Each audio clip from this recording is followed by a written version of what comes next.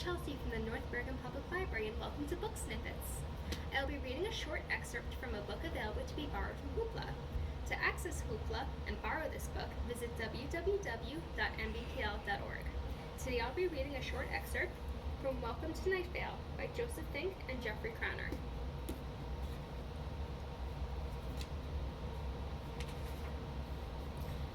Pawn shops in Night Vale work like this.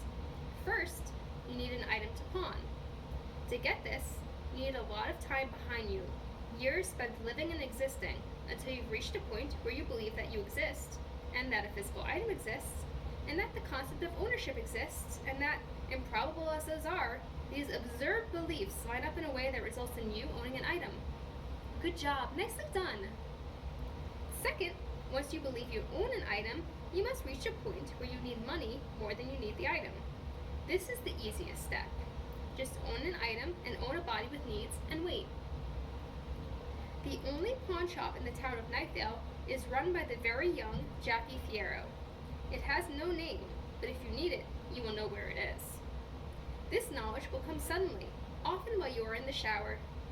You will collapse, surrounded by a bright glowing blackness, and you will find yourself on your hands and knees, the warm water running over you, and you will know where the pawn shop is. You will smell must and soap, and feel a stab of panic about how alone you are. It will be like most showers you've taken. Before you can offer Jackie your item, there will first be some hand washing, which is why there are bowls of purified water throughout the shop. You need to chant a little as you wash your hands. You, of course, should always chant when you wash your hands. It is only hygienic. When you have been properly purified, you will lay the item on the counter and Jackie will consider it. Jackie will have her feet up on the counter. She will lean back. $11, she will say. She will always say $11. You will not respond.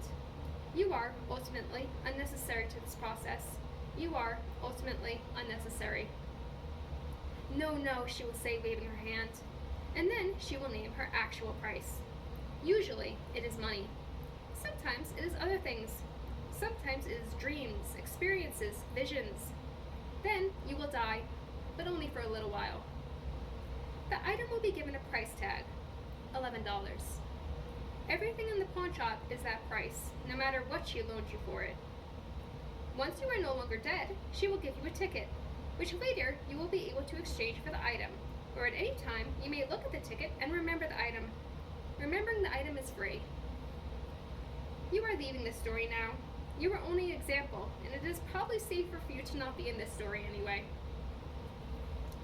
Jackie Fierro squinted out the window at the parking lot. There was no one coming. She was closing soon. Relatively speaking, she was always closing soon, and also always just opening. Beyond the window was the parking lot, and beyond that, the desert, and beyond that, the sky, mostly void, partially stars. Layered from her vantage, it was all distance, equally unreachable from her post at the counter. She had recently turned 19. She had been recently 19 for as long as she could remember. The pawn shop had been hers for a long time, centuries maybe. Clocks and calendars don't work in Night Vale. Time itself doesn't work. For all her years as the newly 19 owner of the pawn shop, she left the shop only when it was closed, and then only to her apartment, where she sat with her feet up on the coffee table, taking in the community radio and the local cable news. Based on what the news told her, the outside world seemed a dangerous place. There was always some world-ending cataclysm threatening Night Vale. Feral dogs, a sentient glowing cloud with the ability to control minds. Although the glow cloud had become less threatening since its election to the local school board. Old oak doors that led to a strange desert otherworld, where the current mayor had been trapped for months. It seemed safer to not have friends or hobbies, to sit at work, head down, doing her job, and then sit at home, glass after glass of orange juice, radio on, safe from anything that might disrupt her routine. If you enjoyed this excerpt and would like to read the full book, visit Hoopla via our website or download the app.